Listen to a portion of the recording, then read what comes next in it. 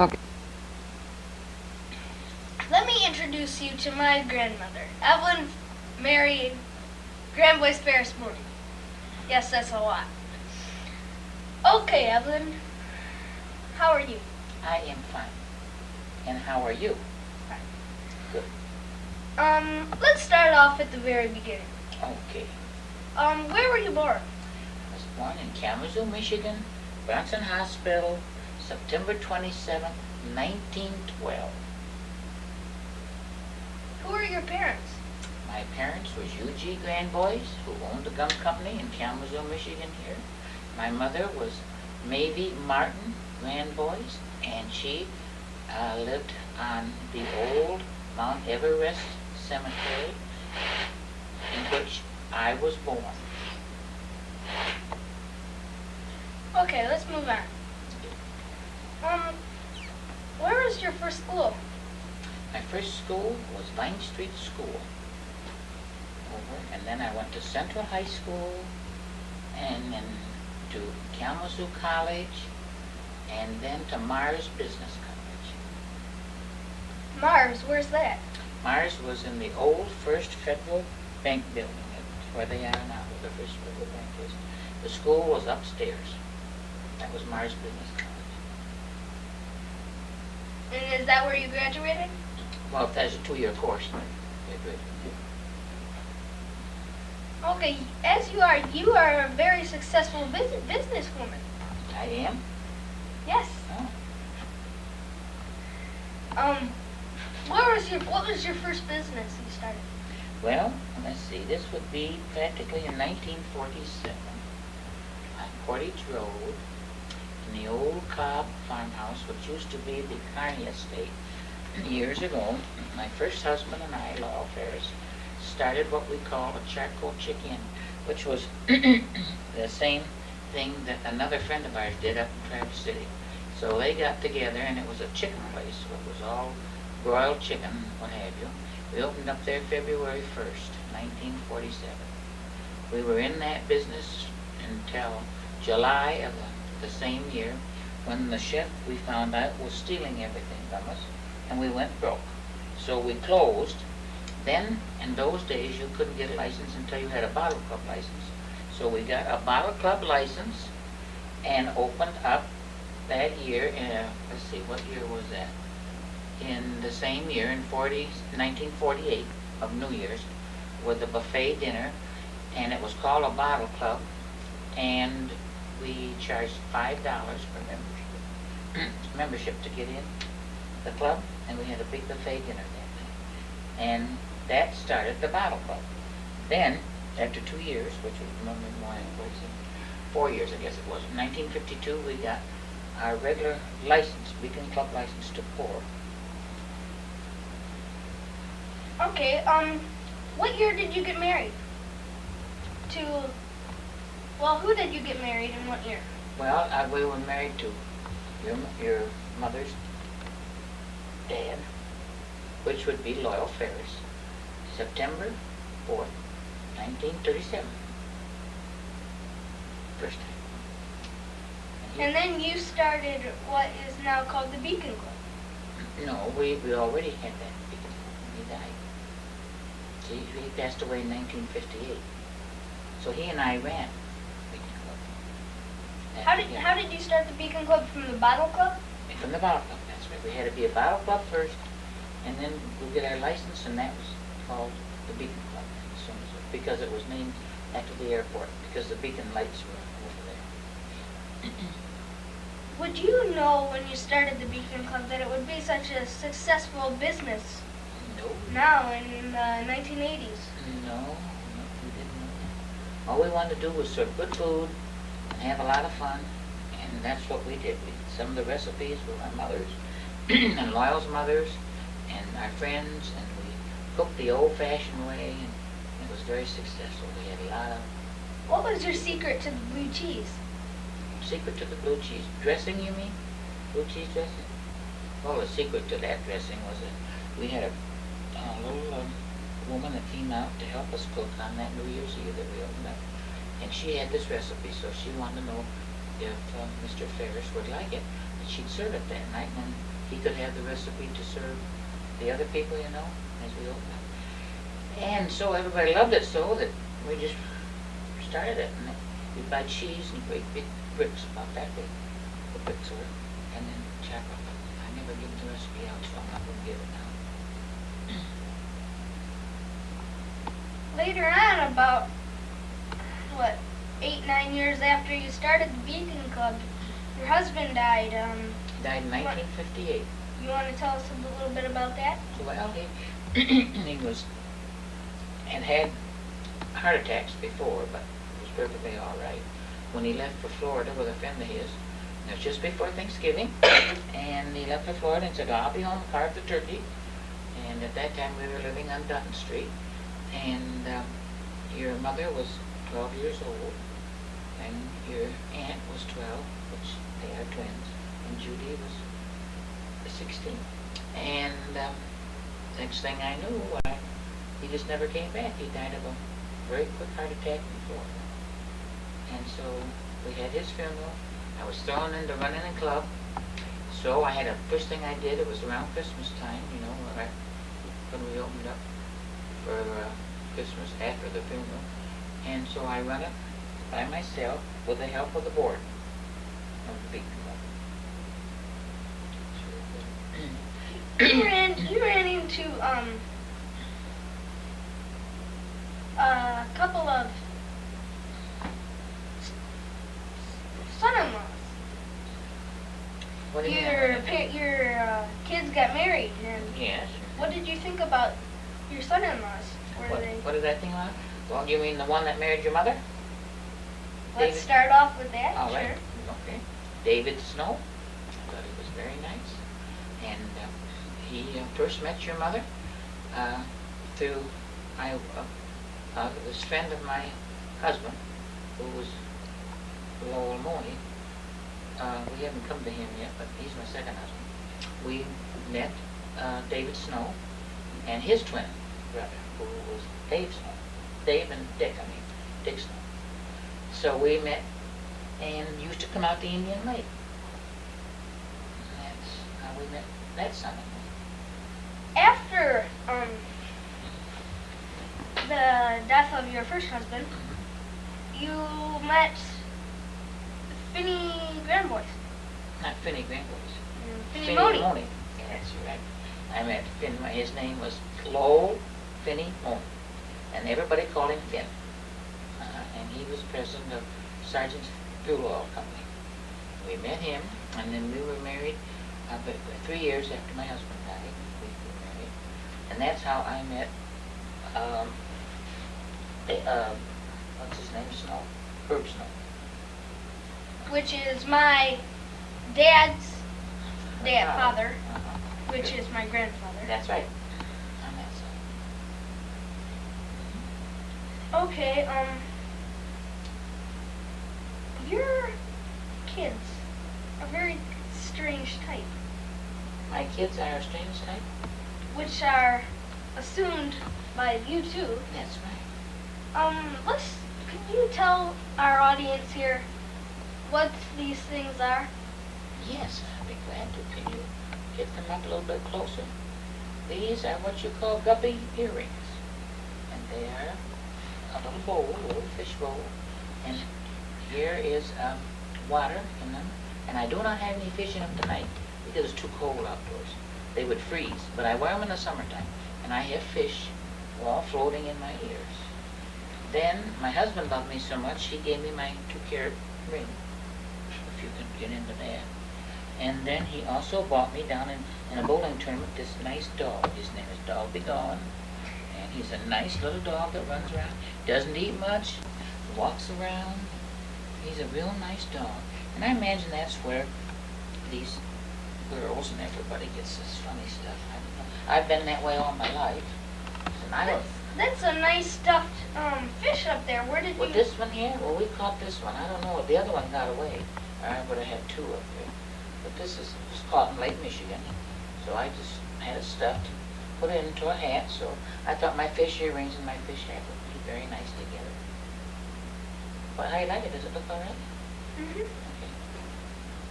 you've got many more interesting things in your comedy category, Yes, as I we have should call a it. lot of things. We don't have time to cover them all, No, I but have a lot of them. But if you go to any of your soccer games that I go to quite a lot, or your basketball games, I wear these outfits today.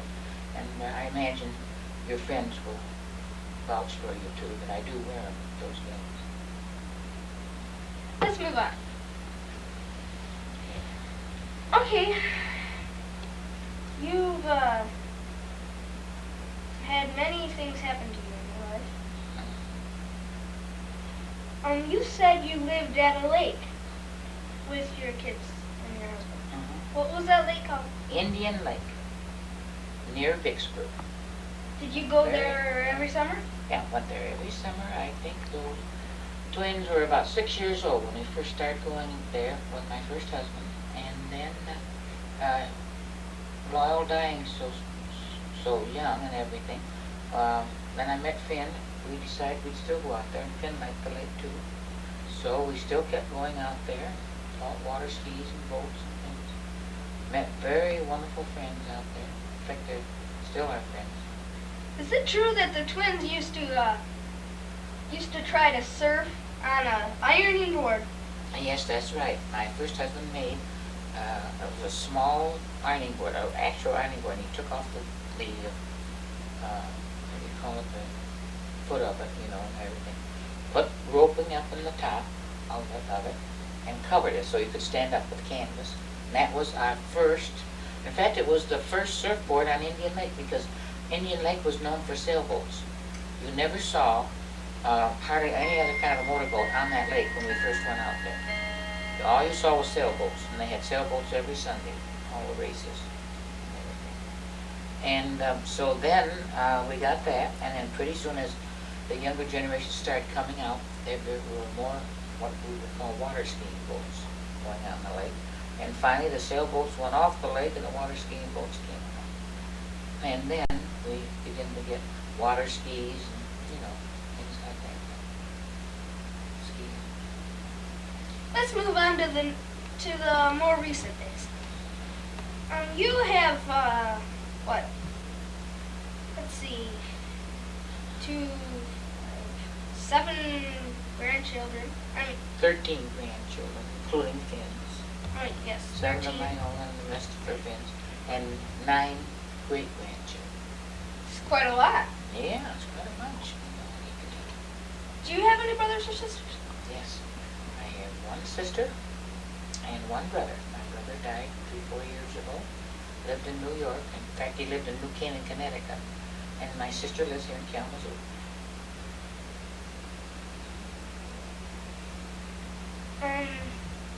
About your grandchildren, what do you feel about your grandchildren? What do I feel? I feel I am living for them because I have a lot of fun with them. Yep. Certainly.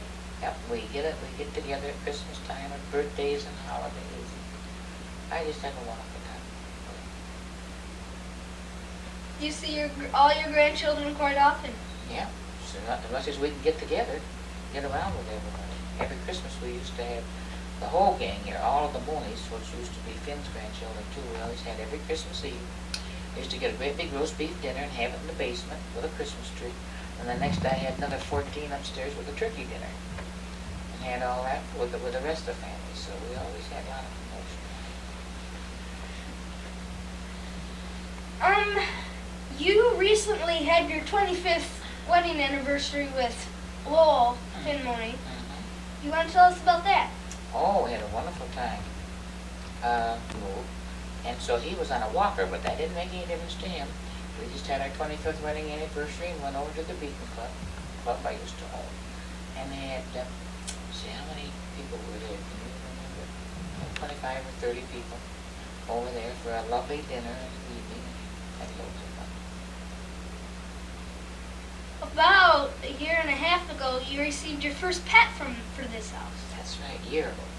A year ago last Christmas. His name is Rudy. It was a parakeet. I taught him to do different things. Get on your finger, talk to his cardinal girlfriends and boyfriends out of the patio door, get on these swings, bought him all kinds of toys. He'd sit on them and pick them away. His favorite thing was to get on top of his cage and throw off a ball or throw off anything that was on top of his cage. He would throw it on the floor if he didn't want anything on it. And all of a sudden, on January 16th, 1989, he didn't feel good that morning. He was at the bottom of the cage and became very ill and flew around his cage and dropped dead. And we found out after an autopsy that he had a brain hemorrhage in the brain, which is very uncommon, I guess, with parakeet. Let's get on to what we're doing right now. How have you liked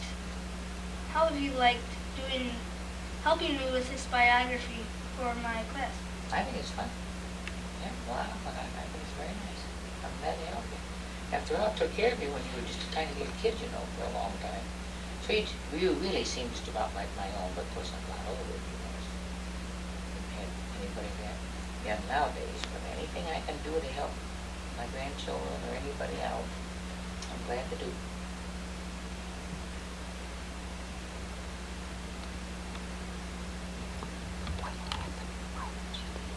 What are you going to do?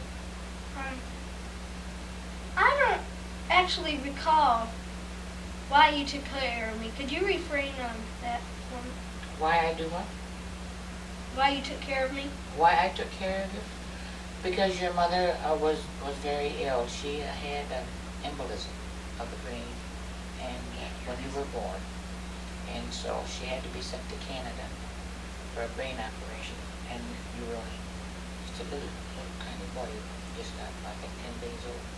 So your dad and she went to Canada for this operation. And I moved in your home and took care of you, and with the assistance of my sister who helped with Christy and your other grandmother, Marge Snow, we run your house until they came back. And I don't remember how long we were up there. Anyways, that's why you were just a little tiny kid, and I stayed 4 months with you up at your house.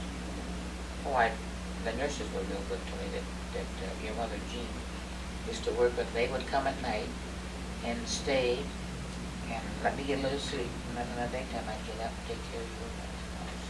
But the nurses were real handy. They'd come every night and you'd leave me so I could get a little sleep. Evelyn married Grandboy's Ferris Mooney. She's lived quite a life. And let's hope that she lives quite a bit more. Thank you. Well, goodness sakes.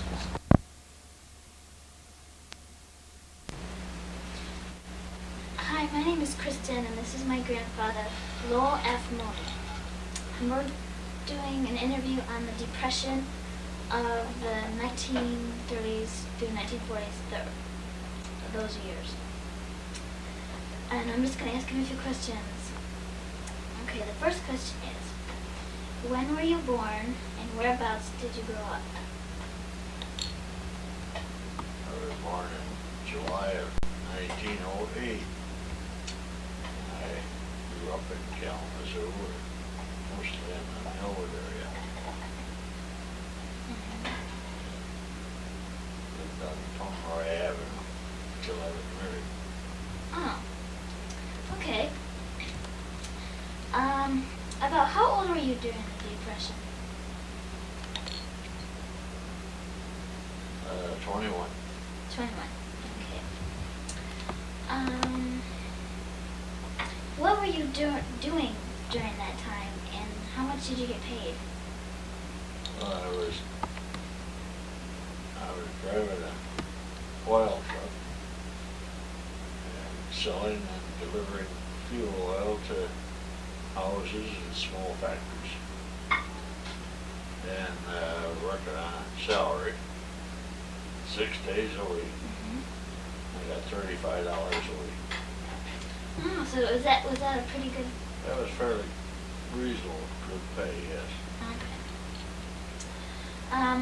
What was your place in the family? Like, were you married then, or did you have kids or anything? Yes, I was married and had one daughter. Okay. You had been married about 3 years then, probably? Yes, about 3 years. Okay. What did you think of FDR at that time? Well, he had a lot of good ideas, and he did quite a lot for this country, which was in bad shape when he took over. And he had a lot of good programs to try to put people to work, making enough money to make a living. Uh-huh. So he had pretty good ideas. So he was, Some people were too much in favor of his spending the money he did, but he had to take some government money to get the depression back to work, give a lot of jobs to people. oh, so he was a pretty good president? Yes, he was good enough that the people elected him for 3 4-year terms. Okay. Did you know much about the bank holiday? What was it all about? Well, this was back in 1929, September 1929, and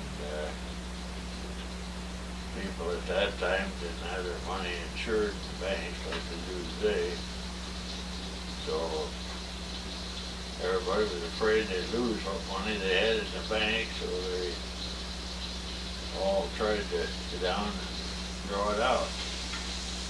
So to save the bank from going bankrupt, they just closed the banks until they got things straightened around. Oh. Okay. I understand a lot of people were raising and saving food during the Depression. Why was that? Well, you had to save a lot of food, make it go around. At that time, your money didn't go too far. So a lot of people had what they call victory gardens. And everybody that could take a little piece of land, or they had gardens out in the countries or on vacant lots, put it into what they call the victory garden to raise vegetables, things like that they couldn't afford to buy. Mm-hmm. So at that time, we called them victory gardens. Okay. Did you think that it was an awful time to be alive during those years? No, I wouldn't say it's ever an awful time to be alive. A lot of things could be, a lot of hardships to get through. You gotta struggle sometimes, Mm-hmm. but gives you a lot of good experience. Mm-hmm. And when you survive and live those things, why, it's been a pretty good lesson. Mm-hmm. So it's been good for, it was good for a lot of people. Did you have a lot of hardships during those years? Well, I had a job. That was the most important part of it, as far as hardships is concerned. In fact, I worked every day, Mm-hmm. and I got through, although didn't make too much money at that time, but I had enough to keep my family, and I had a steady job. Mm-hmm. That's about the only way you can keep going. Mm-hmm. Okay. Do you remember the eyes and ears of the world, like the newsreels and stuff in the movie theaters and stuff? Oh yes, very well. It's something different than we have today, where you can turn on TV and get the news. Mm-hmm. Most of the news at that time was either the newspapers, or if you went to a theater, a part of the program was the newsreels they had on, Mm-hmm. and it was called the Eyes and Ears of the World. It showed you the local, national, and international news. So you can keep up with the things going on all around the world. Oh, let's see. Okay. What did you know about the Hindenburg? Well, Hindenburg was a big ship that flew us before they had too many of these airplanes to carry a lot of passengers. And there were 90-some people on this plane, and it blew up, caught on fire, and the gases on it just exploded.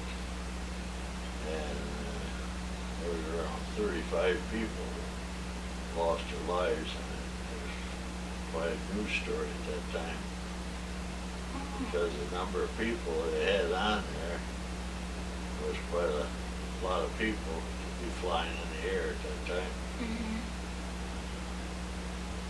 Okay.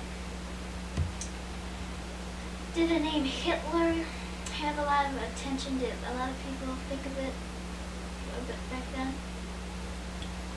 Well, Hitler was a man that was the ruler of Germany, Mm-hmm. and he did do quite a bit for the Germans. People liked him over there, and he thought that he was quite a ruler. So, kind of got the big head, thought he'd, well, rule the world. So, he started out by telling everybody how to live, how to do, how to run their countries, and he was very much against the Jewish people. Oh. And he wanted to do away with a lot of Jews. He had quite a lot of the Jews that he burnt fires, done away with them. Then he expanded into other countries of Europe, and for a while there he made quite a lot of success. Mm-hmm. And then with his intentions of licking the world,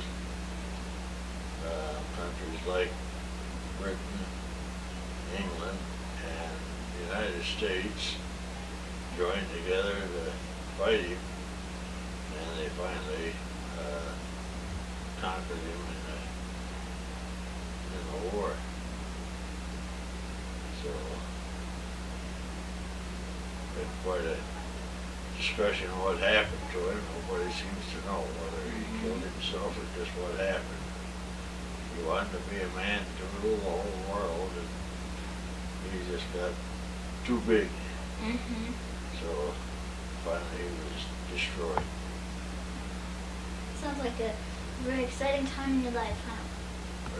Very exciting part in your life. Yes, it was. Oh, yeah. Well, thank you for joining me. Okay. Turn it off, please.